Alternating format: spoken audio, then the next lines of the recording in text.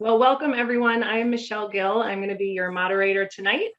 I'm noticing that my name is here at CRS Programs, but that's the department whose Zoom account I'm using. But I am Michelle Gill, and I am coming to you from outside of Philadelphia in Pennsylvania. I am a director at the Center for Responsive Schools. That's the nonprofit behind the Fly 5 social emotional learning curriculum and responsive classroom and Avenue A books. And we are so happy to welcome you to the Self-Care Celebration. This is a time for us to come together as educators and take a moment, take a break, and look at some of our practices. If you're new to Responsive Classroom or if you have been using Responsive Classroom for a while, either way, you're in the right place. So we want to look at some of our practices tonight through a new lens, the lens of self-care. I also wanted to take a moment and introduce my colleague, Dina Ross, before we hear from some of our other panelists. Hi, Dina. Can you introduce yourself for everyone? Hi, everybody. I'm Dina. I'm joining you from Memphis, Tennessee.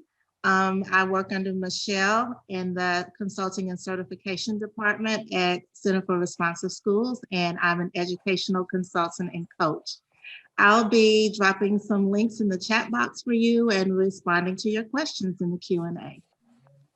And Dina and I were talking about how the best way for her to take care of herself tonight to do that is in a moment, she's going to opt to turn her camera off. So if you notice that she has her beautiful profile picture up, that's so she can dig in and focus on your questions that way. So thanks, Dina. Thanks for being here. And actually, before we further introduce the panelists, I wanted to just clarify a couple of things. We will have as an active as possible webinar tonight. And the way that we can be interactive tonight is two ways. So you'll look on the bottom of your toolbar and you'll see that there is a chat. And so that's a great place to just drop hellos like you've been doing, connections that you make to what the panelists are saying. You can follow along with conversation in there. Dina's going to be dropping links throughout the evening to different parts of what we're sharing, so you can access content that way.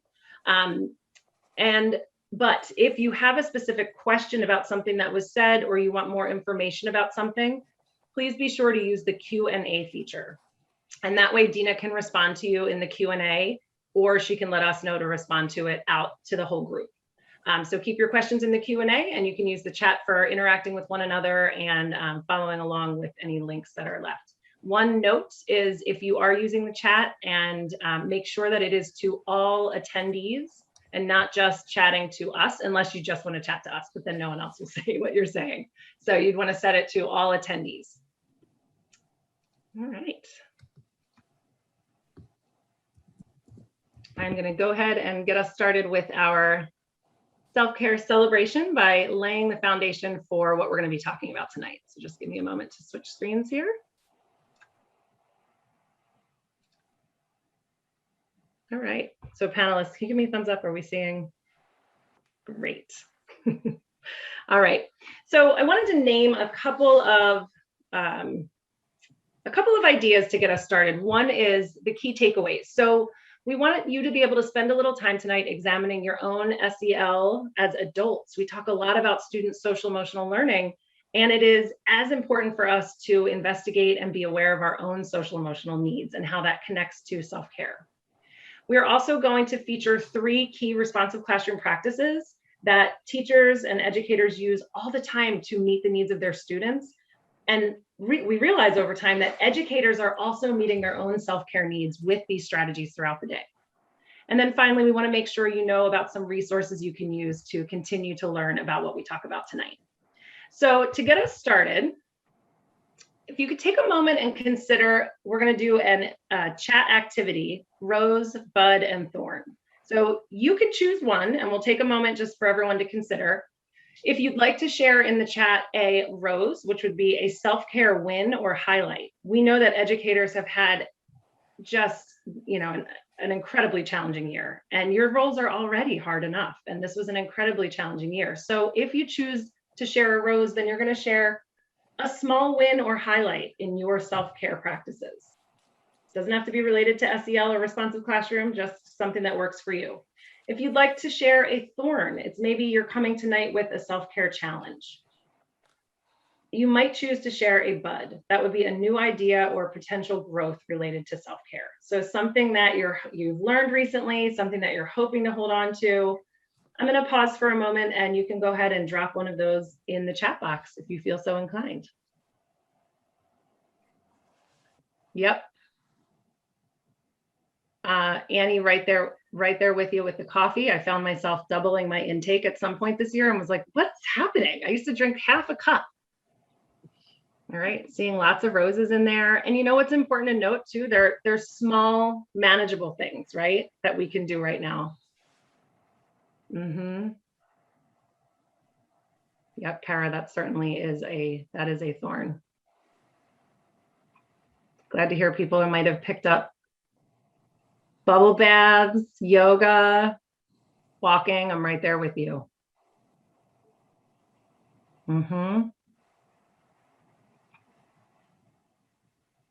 I hear you that balance can be quite a thorn.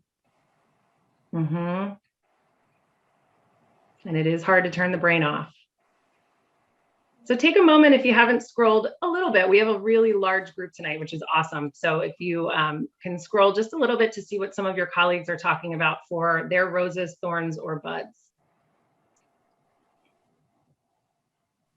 Yep, connection, calling friends. Yeah. I hear you, Gina. There's a lot of that. You're not alone with that, with the stress this year for educators, for sure.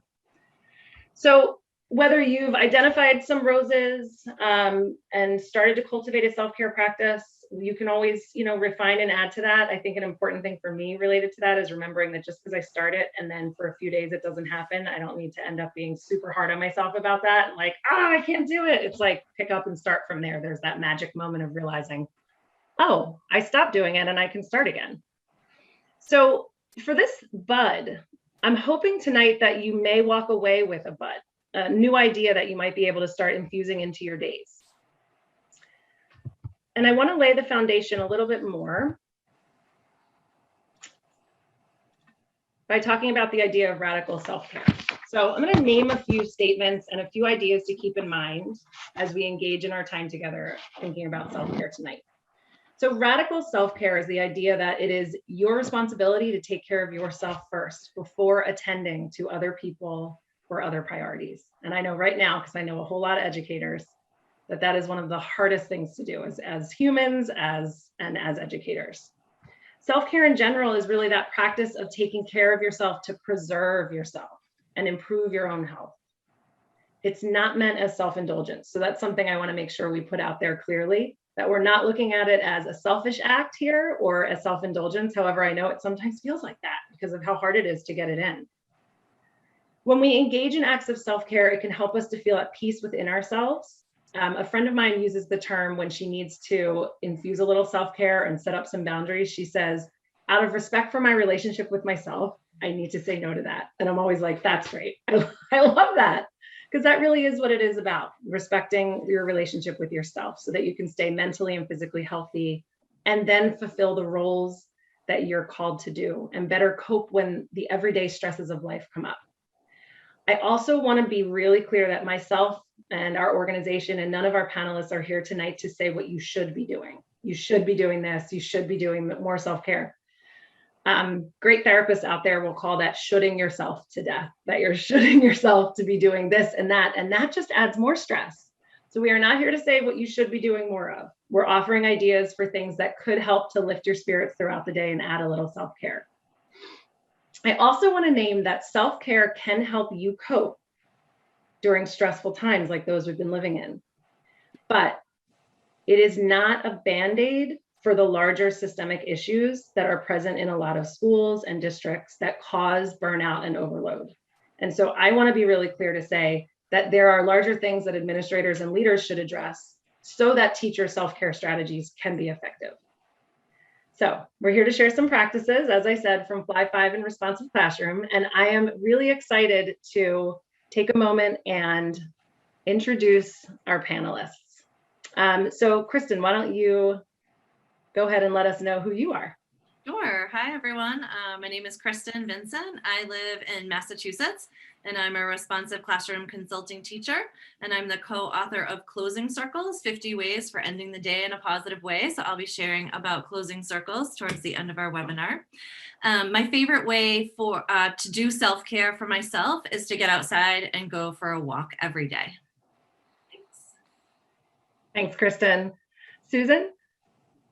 Hi, everyone. It's so exciting to see some familiar names, and I'm just so happy you're here. I'm Susan Latanzi-Roser. I'm coming to you from Connecticut. I've been a consulting teacher for 25 years now. I'm the author of the book Energizers, as well as 80 morning meeting ideas for the K through 2 classroom. And my self-care has and always will be bird watching. I'm very excited to have a family of bluebirds already nesting. And I love talking about bird watching with you, Susan, so that's good to hear. And Ellie?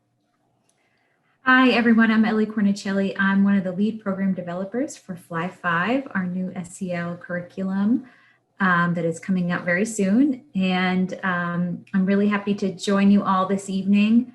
One of my favorite ways of self-care is doing some artwork. I was an art teacher when I was in the classroom, and so I'm kind of getting back into painting, which has been really exciting. Thanks, Ellie. And Angel?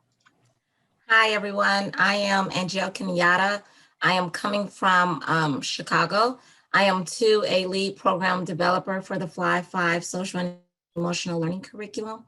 One of my ways of tending to self-care, I have two actually, and I always share it with Ellie, making new dishes or something with my hair. So those are my two. Awesome.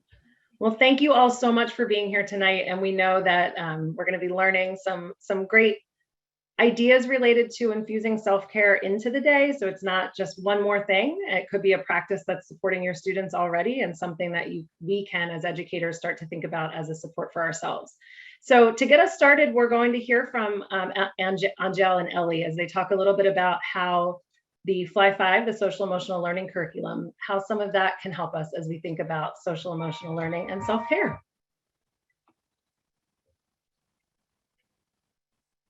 Let me take myself off mute. All right, so we are going to focus on a few strategies with you all and open in thinking about our CARES competencies.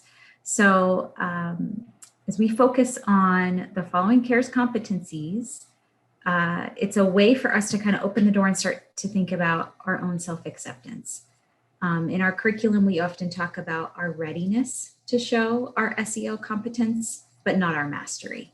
So our curriculum is very much about readiness to show skills and readiness to show that competence, but not mastering those skills, because as we develop through or even into our adulthood, we are always progressing through those competencies, getting better at cooperation, getting better at empathy, but also knowing that outside factors are going to factor into our behavior, stressors, and our the needs that we have if we're hungry or we haven't had enough rest.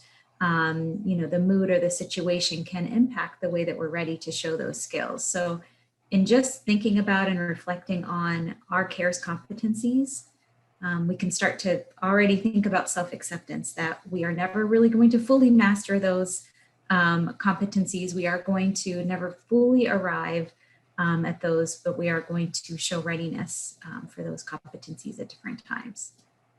And, I'm sorry. okay. Next, we're going to just share with you all a few strategies and a few ways that you all can cultivate radical self-acceptance. So just take a moment to read over these strategies. When we talk about self-acceptance, we reflect on embracing being okay with who we are and where we are. But when we describe radical self-acceptance, according to Psychology Today, this term can be defined as completely and totally accepting something from the depths of your soul with your heart and your mind. Simply put, when you stop fighting reality, you suffer less. This term is easier to understand than it is to practice and can seem very risky and emotional. So just for today, we're just going to provide you with a list of ways to just help cultivate some of these self-care practices.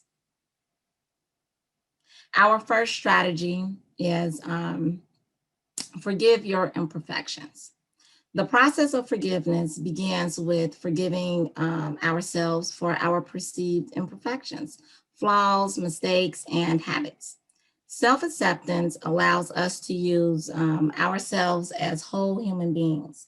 When we accept all parts of ourselves, our strengths and limitations, we can forgive ourselves for past transgressions and show compassion for ourselves, no matter what. So let's take a moment and read some ways that we can forgive some of our imperfections. The process of forgiving ourselves for actual mistakes and perceived flaws is a form of self-care and nourishment.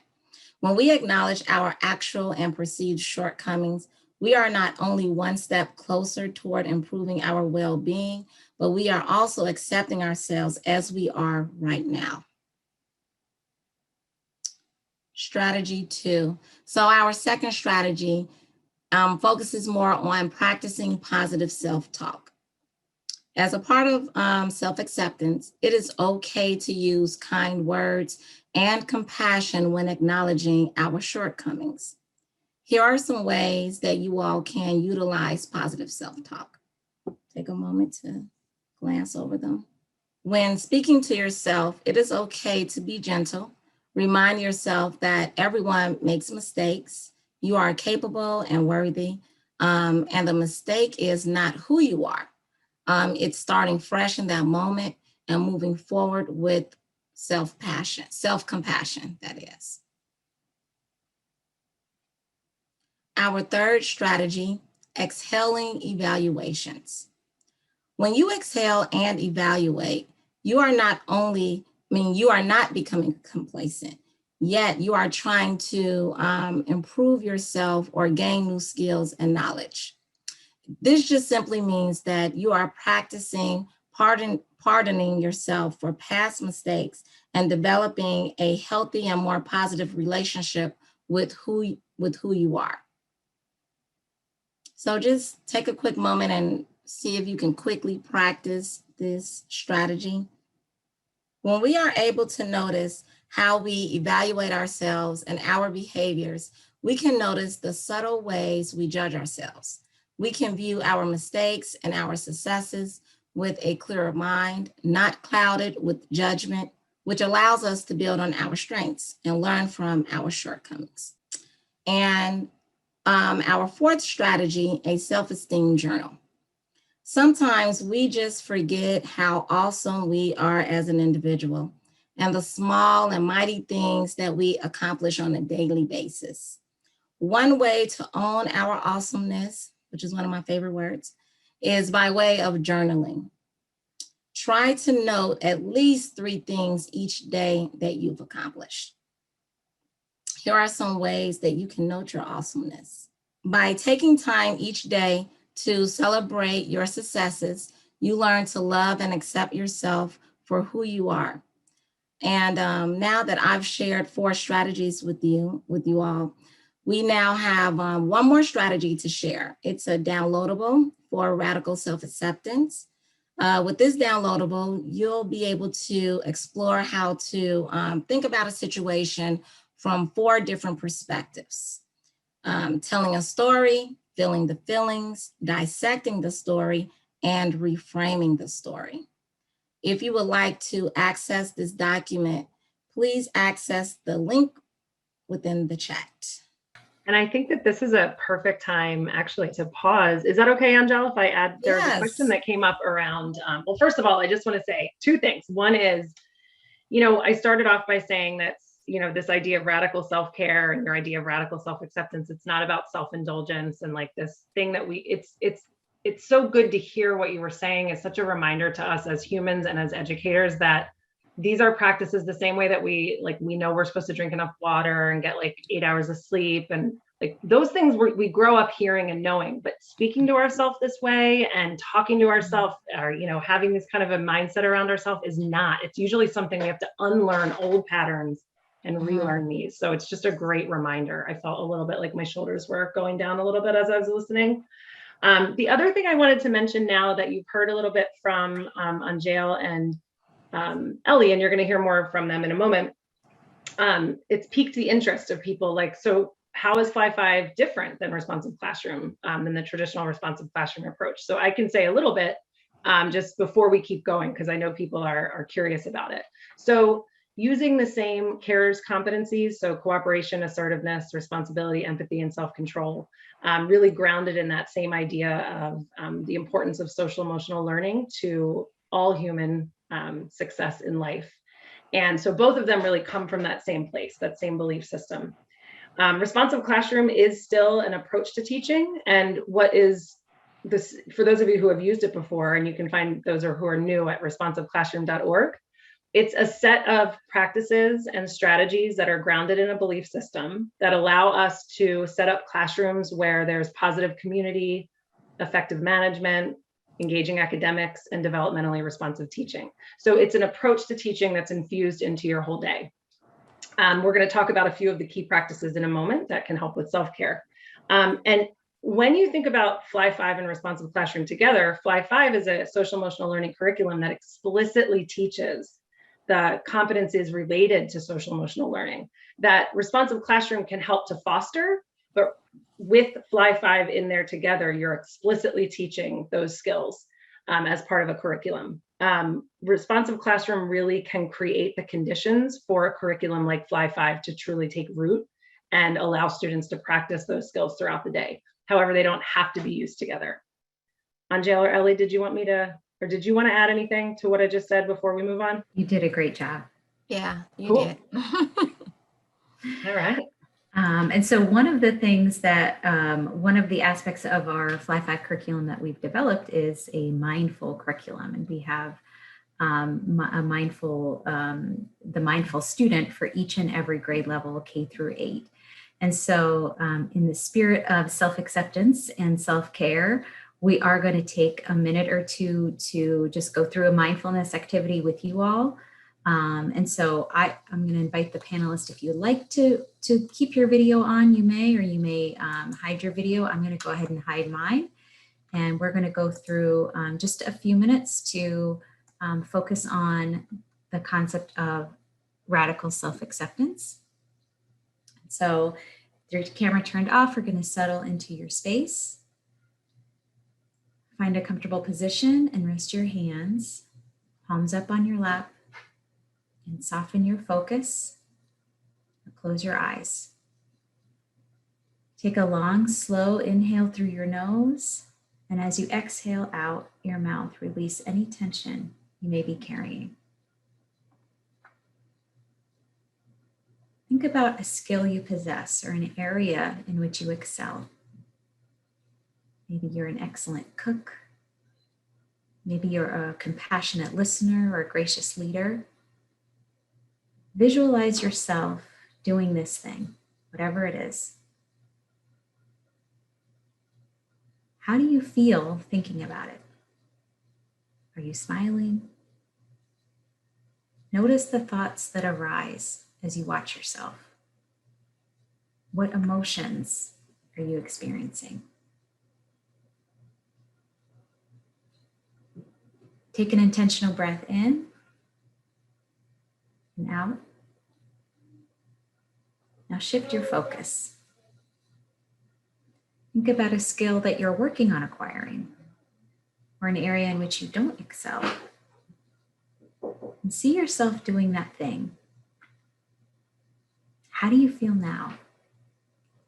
Thinking about an area where you aren't as strong. Pay particular attention to your thoughts.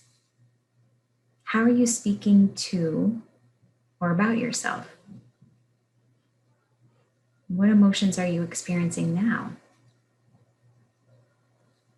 Notice any tension that has arisen in your body and mind and take a deep inhale. And exhale it out.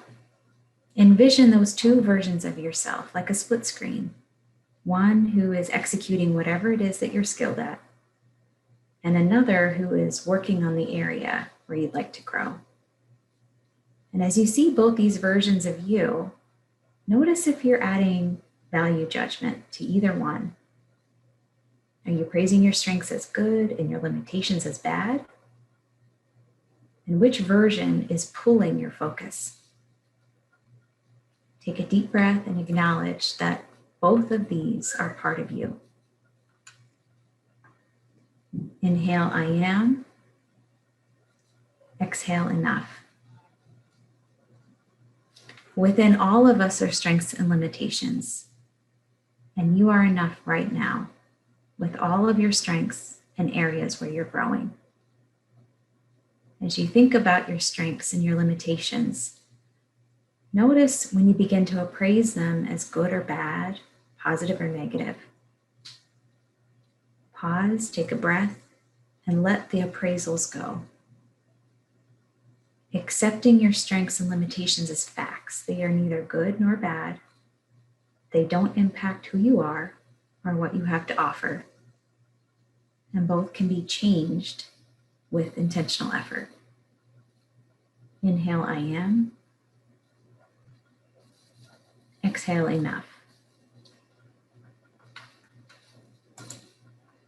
All right, so if we want to come back, open your eyes, and come back to your space. And so what we just went through was a mindfulness activity, much like what we can, we can practice these with our colleagues, we can do these on our own, we can practice them with our students. On the next slide, there are mindfulness principles that we have used to help us develop this part of our curriculum, the mindful student. And these are developed with classroom application in mind, thinking about the different mindsets that we're looking for as we further develop our mindfulness practice.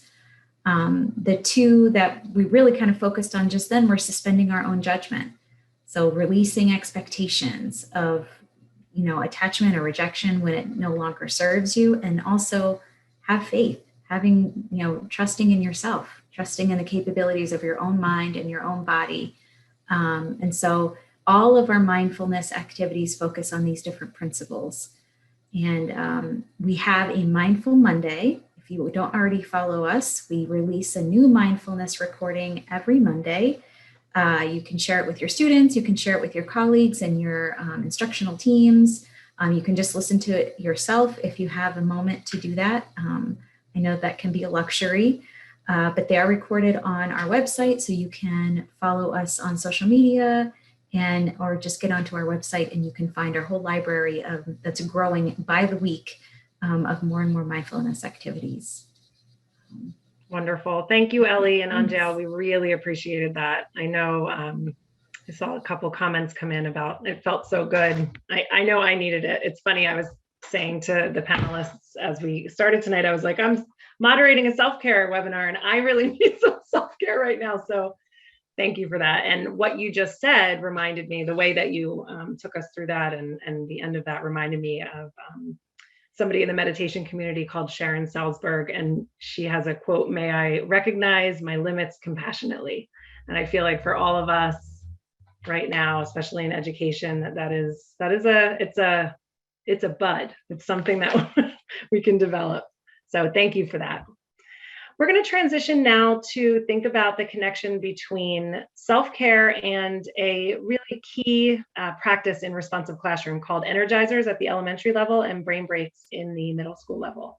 And so I'd like to invite Susan to take us into that idea, that connection between Energizers and brain breaks and teacher self-care. Well, thanks, Michelle, and thanks, Ellie and Angel. I really enjoyed that mindfulness too. The I am enough was so helpful and such a great reminder. When I first began teaching, I mostly taught in the early childhood grades, and I found very early on that I could not get through the day without singing and chanting and being playful. And we do tend to associate that with young children. After all, they're all about play. But what we know is that all humans need playfulness. All humans need release of some sort and connection. And so that's why I'm going to share with you some information about brain breaks and energizers, and how when we do use energizers as a regular part of our practice with our students, we will find that our stress can be reduced, not only for ourselves, but for our children. So what are energizers? Energizers are simply quick whole group activities that can be done anywhere or anytime throughout the school day. If any of you remember your childhood days and went to summer camp or the Scouts leagues, or any kind of time when you got together with your peers and sang or played a game, those can be used as energizers. Why do we do energizers? Learners need to move. One of the main reasons that students will start getting fidgety or perhaps even misbehave or be impulsive or blurt out is simply because they have pent up energy and it needs to be released in a healthy, productive way. So energizers meet that need, brain breaks also, to allow the human body to release energy in order to take in the next set of information or instruction from us. One of the most fascinating things I learned when I wrote the book Energizers was that the human fully formed brain can only take up to 20 minutes of direct instruction before needing some sort of a break. Now, by a break, I don't necessarily mean a 20-minute recess or something really lengthy. It can be a 30-second turn and talk, or a story that you as the teacher use to illustrate some new information you've just presented. It can be an energizer, it can be a song, it can be a mindfulness activity, but that's the human fully formed brain. 20 minutes is what we can take before we need to release some energy before turning in. And here we're so often expecting students at all levels to sit still and take notes and be quiet. And then we wonder why children are getting all antsy. I mean, children's brains are still developing. So even for us as adults, we need to move. They can be done anywhere. They can be done at the student's desk. They can be done in a line in the hallway. They can be done if you're waiting for the art teacher to transition his other classroom, waiting for your classroom, and let's do a quick little game. So really they can be done any place, anytime. Again, when a lot of teachers ask me, how many energizers do I need to do in a day? It's really up to you. On average, I would say during your morning meeting, or if you start your day in some way to greet all the children, your students, your learners, that's often when these energizers or brain breaks are first taught, and then they can be used throughout the day whenever necessary. So anywhere from 2 to 4 in the morning and 2 to 4 in the afternoon. But as you become more comfortable with them, you'll find that these are really simple, and it takes 30 seconds, maybe 3 minutes at the most, and I can build in many throughout the day. So mental and physical breaks, again, I've explained mentally why our brain needs those breaks. Our bodies need to move, and especially young bodies, growing pains. 10-year-olds actually need more physical exercise than 9-year-olds because they're seriously going through a big change in their bodies. So physically, learners need to move. And once students have had that opportunity to release some energy, they can then refocus on your next task. And Susan, a couple of people have mentioned, knowing as we do about all the different learning contexts going on this year. So whether we're in person with social distancing, whether we're teaching with the concurrent model, whether we've got students on the computer at home, does this still work? And I know your answer would be yes, but I just wanted to make sure to address that because, but not without, it's a challenge. We have to make sure we add it in, just like those same self-care principles that Angel was taking us through. Absolutely. And we're going to try one virtually right now. I've selected 3 or 4 that we're going to get through. I have 15 minutes to talk tonight, and I'm just going to prove to you how manageable it is to do some energizers. So I'm going to go ahead and stand up because I've been sitting for a while and that 20 minutes is long gone. So I'm going to stand up here. You're welcome to join me. This is an energizer called air writing. And you just want to stand up, stretch yourselves out, And we're going to start by taking our dominant hand, and you can use your pointer finger. And those of you who remember cursive, you're just going to start by air writing your first name. Ready, go. All right, let's try that again. Same dominant hand, your finger, your last name. All right, let's pick up our non-dominant hand. Write your first name. Whew, that was not easy. Write your last name, non-dominant hand. Okay, I'm going to have you choose one of your elbows and write the word Zoom. Okay, use your knee, either one, and write the word webinar. Challenge by choice. Oh, that was a hard one. Okay, let's do a couple more.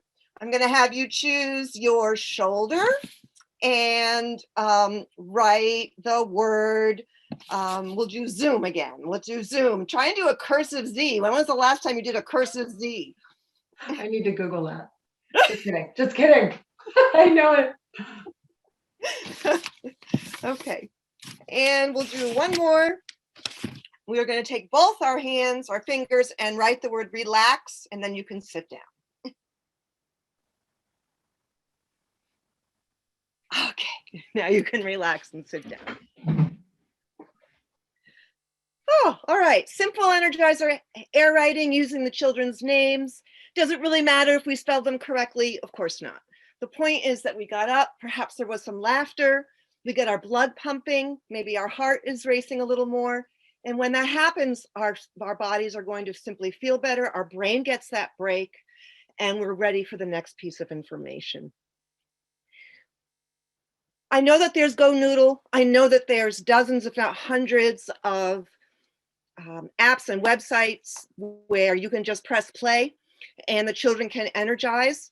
Yeah, once in a while, sure. What I want you to think about is when we are playful and join in with our students, it's going to build and strengthen those positive relationships. Positive relationships are key and critical in order, believe it or not, to reduce stress. Because even when we played that little air writing activity, perhaps there was some laughter. It activates a pleasure part of our brain where we can relax and sort of escape the heaviness, perhaps of content that we've been learning, and just release and have some playful energy together. Children especially thrive on that. Studies show that students that have positive relationships with their teachers will show the most success. You know, I've gotten letters from my students that are now adults. They found me online, and they don't necessarily remember how I taught them long division, but they remember Baby Shark, and they remember the playfulness that we used to do together on the playground and in the classroom.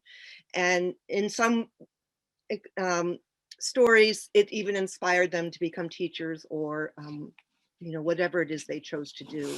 And those are the kind of letters that we teachers just all crave and really, you know, this is why we do what we do. So we're all pieces of that puzzle. Together, we're that community. Energizers and brain breaks are definitely one way to build that community. And when we're playful, we can relax and reduce some of our stress. And Susan, I would add too, to build on that, that for those in the audience who are school or district leaders or have any sort of a role with the adult learners in the building, to remember that throughout their meetings, whether it's Zoom or some other format, that infusing that playfulness with them is just as important. And then it gives them ideas to use with their students. I know a lot of leaders are like, oh, my staff's going to roll their eyes at me. So you think about the kind of activities you choose and find ones that could be fun for adults and make it challenge by choice. But anyway, it's something to consider for adult learners as well. Absolutely. All right, so we're going to do another one. I have a little die here, and this one's called Gimme 5.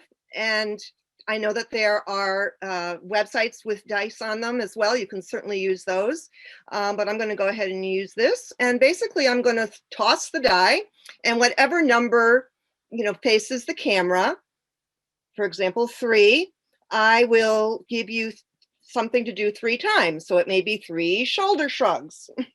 And again, you can stand or sit, challenge by choice. It might be 1, and maybe I'll do 1 clap. But anytime the number 5 comes up, we're going to give each other a virtual high five. And I have faith that eventually we will be in person and we can give each other a true high five. All right. So here we go. 4. Give me 4 shoulder shrugs. 2, 3, 4. Let's do 4 more the opposite direction. 1, 2, 3, 4. Oh, that feels good. Okay. 4 again. Let's do 4 arm circles. I can only do 1 arm. 1, 2, 3, 4. And let's do 4 the opposite direction. 1, 2, 3, 4. Okay. 1. Let's do 1 head nod. 5. Give me 5. Okay. You get the idea. So again, simple. 30 seconds. Again, pay attention to your body. How does that feel? Right? When we're playful, it's something we can easily be successful at. Everyone feels like a winner. A couple of our panelists have already touched on these, and like Michelle was saying, we're all been told, make sure you eat healthy, make sure that you have your movement and exercise. So this is just that reminder that stress comes from inside us. It's a physical, part of who we are. There's different kinds of stress. There's positive stress and toxic stress, all kinds of things. But we know that when we eat healthy, or everything in moderation, as one of my good friends says, that we will simply feel better. Learners need to move. Keep that in mind about the brain needing a break. And if your students are getting antsy, build in some sort of break. It does not have to be a long game. You can even say, by the way, this happened the other day. So even a story can give the brain a break, but movement is a really essential part for young children. Susan, I remember, oh, sorry. What you just said reminded me, once I actually was observing, I came to visit Ellie when you were still in the classroom, and you had switched from teaching elementary to middle at that time. And you said, it's so interesting because with the elementary students, I would choose a lot of energizers that would calm them because they blah, blah, blah, all day long. And you were like, but with the middle school, like they're all like kind of like dragging all day, and you would have to choose brain breaks that would kind of get them to open up and be a little silly and playful. And so it's an interesting, and it's cool that energizers, while they're called that, can do both. Like you can choose, Susan's mentioning movement, but a simple yoga stretch, something like that, can be more of a relaxing energizer. And speaking of relaxing, that's what's next. Yeah. So again, in our virtual world, quiet time may not be something that's doable right now, but again, giving your body and brain a break is the terms I often use with elementary students. The mindfulness activities are very applicable here. Many responsive classroom practitioners will incorporate a 5 to 15 minute quiet time every single day, often in the middle of the day. Allowing the body and the brain to just take a break, physical, mental, emotional breather, so that they're ready to engage in the busy afternoon. So reading a story can be helpful, or the next activity I'll do is called a Bumblebee Breath. And there's many, many different ways that this can be done. Again, it comes from yoga breathing, but the way I've learned it is simply to put one hand on the top of your chest and the other hand on your belly. And like Ellie was leading us before, you can have your eyes open or closed. Just take a deep breath in with your nose and then blow it out. And now we're going to do the deep breath in, but when we blow it out, we're going to hum like a bee. So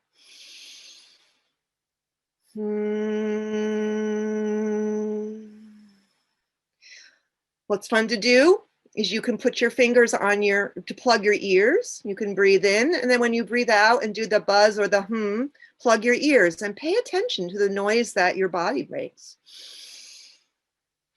And you can do that closing your eyes. You can do more of a buzz. Bzzz. And you can do it one more time and just make a shh sound.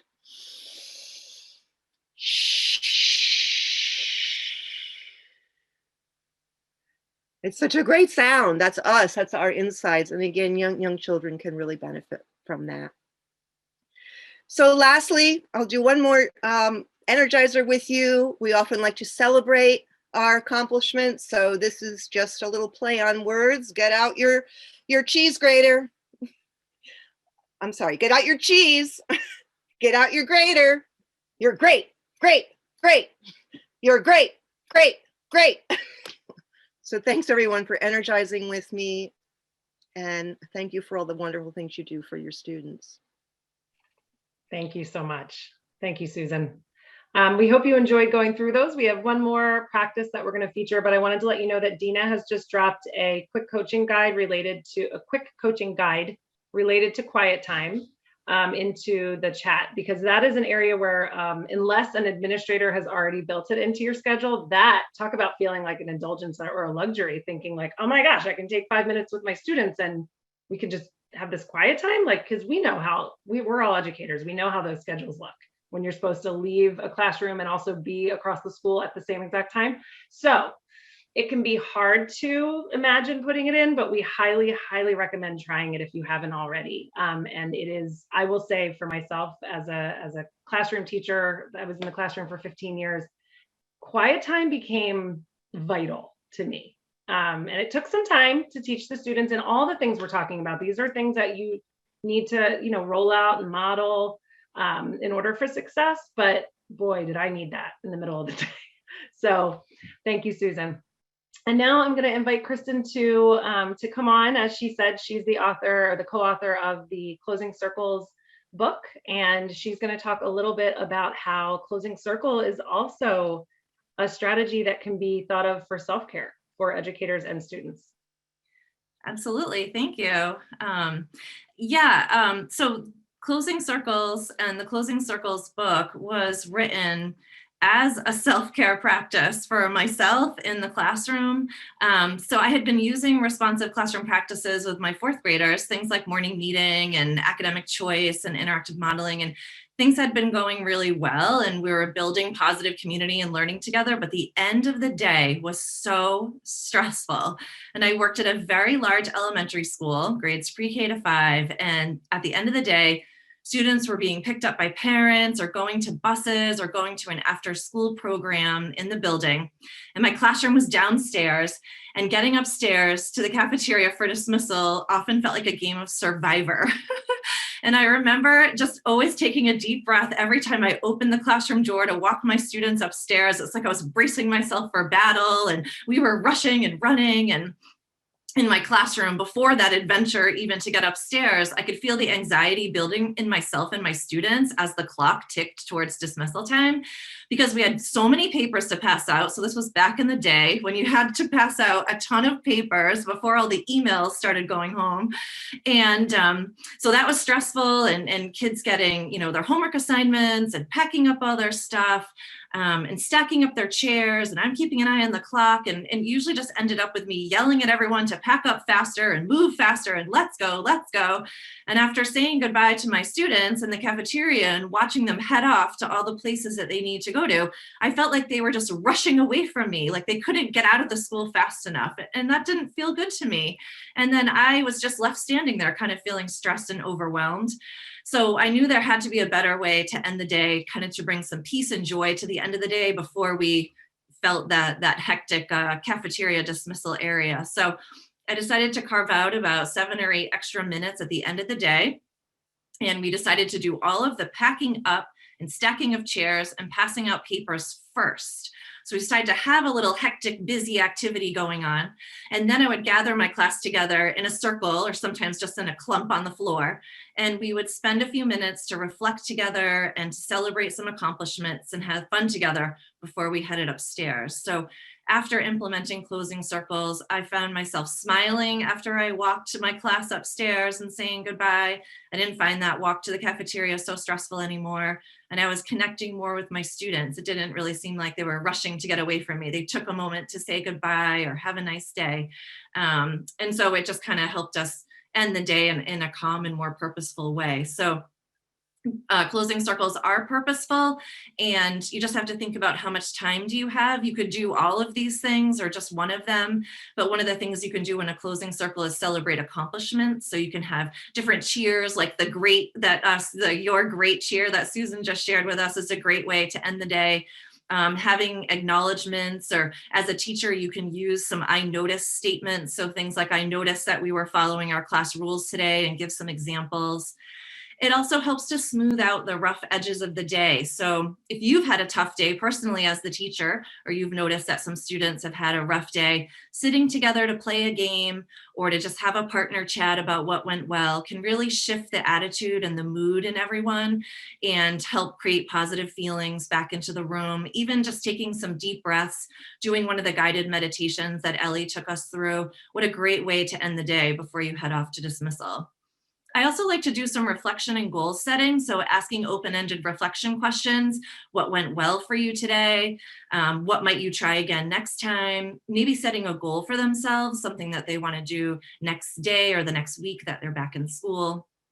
And closing circles really do help build and deepen relationships. So it's the bookend to morning meeting. So if you're using morning meeting and really paying attention to belonging, significance, and fun in your students, closing circle can really round that out at the end of the day. And it was another way for me to learn more about my students. You can incorporate some sharing into closing circles and just have some time to open up more with each other. And of course, singing and playing games and having dance parties together is a really fun, silly way to end the day.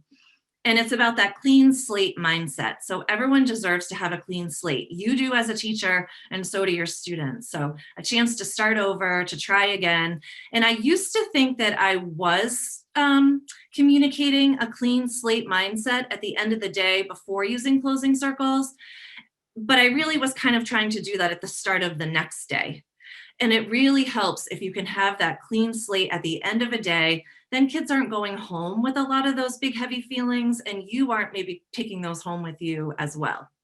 So we'll do a few little reflection activities now before we have to wrap up our webinar. And one of them is a thumb gauge. And you just simply use your thumb, and you can show right now your energy levels. This would be a high energy level. This would be a low energy level, but then there are lots of energy levels in between. So you guys can just show us, if the panelists want to show us, just your energy level right now.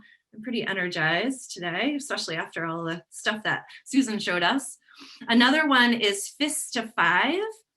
So you can show us how much you enjoyed this webinar tonight.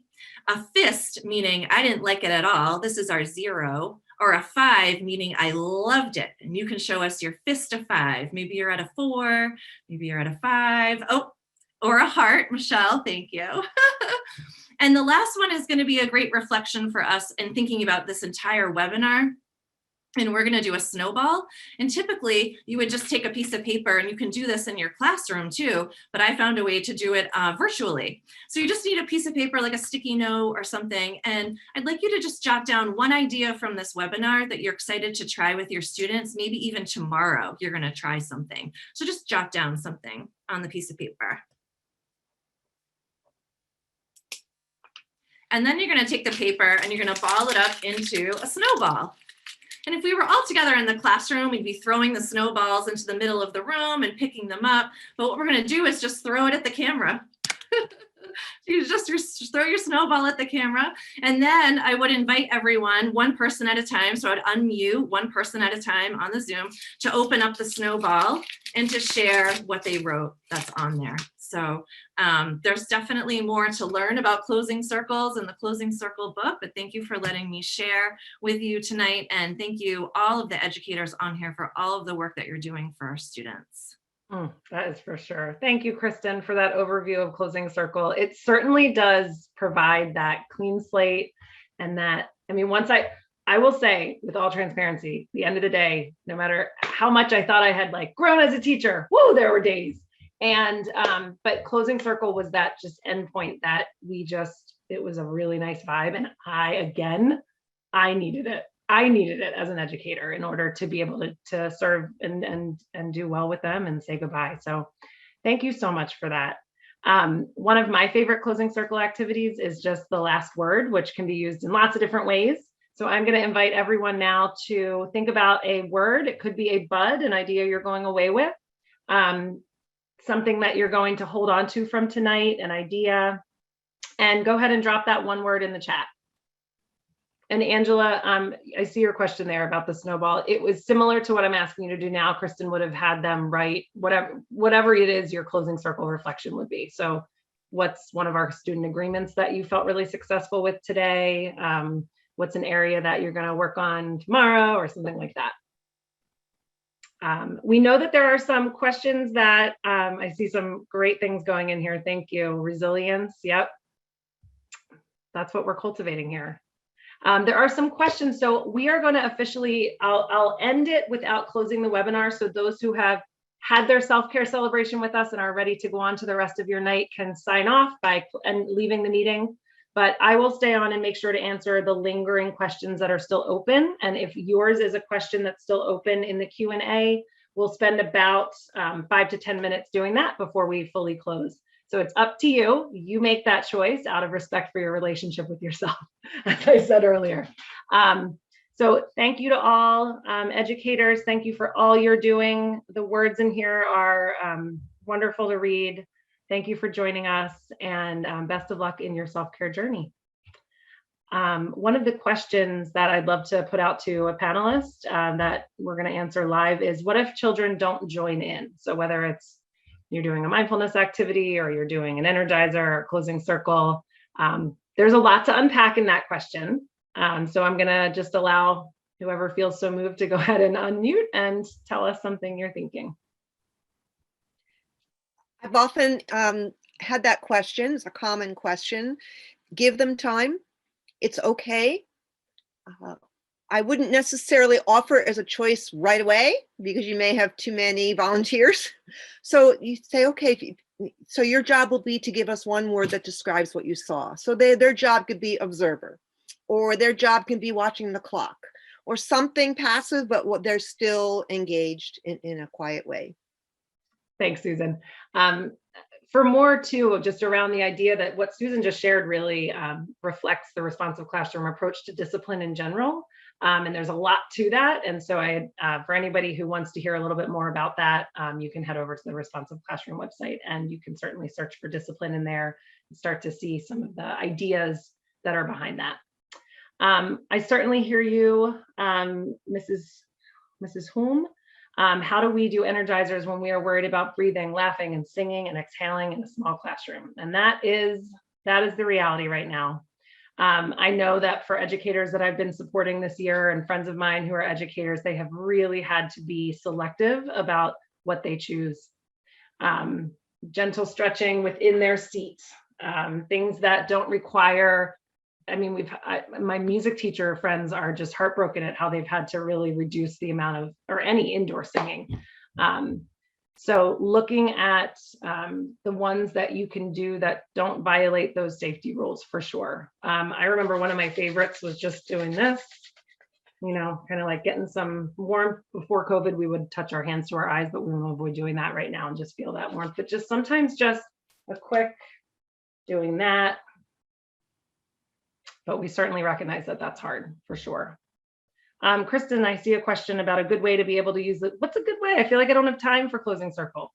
Oh gosh, well, you have to make time and it's time that pays off for you. So even if you're carving out, if you have to end whatever social studies, like just a couple of minutes early, it's so worth it in what you gain back in terms of relationship building with your students and being able to end the day in a positive way. It's totally worth it. And what I ended up doing with my students is we had a whole end of the day routine that include classroom jobs. And so the faster they got through the classroom jobs and the end of the day routine would give us more time for closing circle. So if they were like kind of goofing around and taking their time, we wouldn't have very much time at the end of the day to play a game or sing a song. But if they were very efficient and quick with their jobs, we would have more time. So it was good built-in motivator for them to help pack up the classroom with me and do their cleanup and stuff. So That's for sure.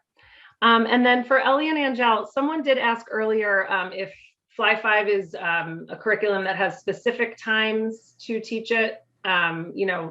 You need a certain time of day, that kind of thing. So if you could just give a little bit to that, that would be helpful. Sure. Yeah, we all of our sessions are 20 to 30 minutes, and it is flexible according to your schedule of how you're going to implement that, according to your school, your classroom community, and the needs that you have.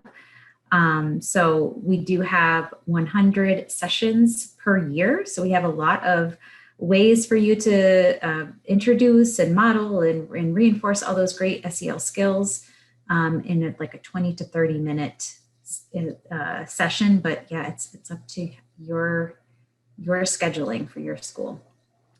And I would just like to add that some of our themes, some of our lessons do cross over into the curriculum. So they can be taught during maybe a literacy block. They can be taught during social studies, especially social studies. And they can also be taught during writing. So we have a lot of different components within our SEL curriculum. It just really depends on how Ellie stated. Your bell schedule, your time throughout the day, and how you can align Fly 5 with what you are already doing. What I did see someone ask, they asked if they needed to have additional time throughout the day to implement the SEL skills or lessons. The way that the lessons are written, if you were to do a morning opener, I don't know if you may be an RC school or not, you can, the way our lessons are broken down, you can use them as a opener or a closer, just in case you needed ideas as to how to start your day. Thanks, Angel. Thanks, Ellie. And the last couple I wanted to say, for the question related to our PD about using these strategies during the time of COVID, all of our workshops are being offered remotely or in person with social distancing in places that are allowed to at some point. But so we have adapted practices to work as best they can, as everybody's adapting right now. So if you go online and are interested in any of the responsive classroom workshops on responsiveclassroom.org, you'll see signing up for that. And that does put you into a workshop that has been that uses practices through the lens of pandemic era teaching. And then finally, classes can be wild after Energizers. How can I quickly get them back on task? And that is the age-old question, and we'll end with that one tonight. And I'll just start by saying knowing your students developmentally is going to be really key. We know that there are going to be age levels that do tend to be developmentally more super silly, but then that could just be the class you have. And so once you know them developmentally and know what to expect, modeling expected behaviors is really important as well. And so you would model how to do the Energizer, but then you'd also have to model how to transition out of the Energizer. So have them watch you do that, have them try to do it, and know that it's not going to be perfect.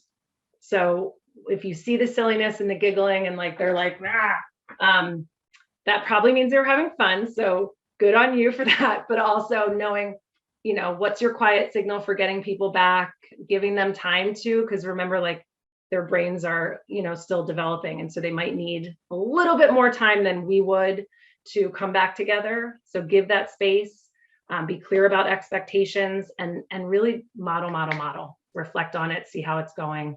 Don't give up. I would say if you need more information on modeling, to go ahead and look on our website, responsiveclassroom.org. I want to thank all of our panelists for being here tonight. Thank you all so much. It was so wonderful to see you and hear you talking about this important topic. For those educators who are still here with us, thank you so much. You can find Responsive Classroom and Fly 5 at their websites, fly5sel.org and responsiveclassroom.org. And everyone, take great care of yourselves. You certainly deserve it. Bye, everyone.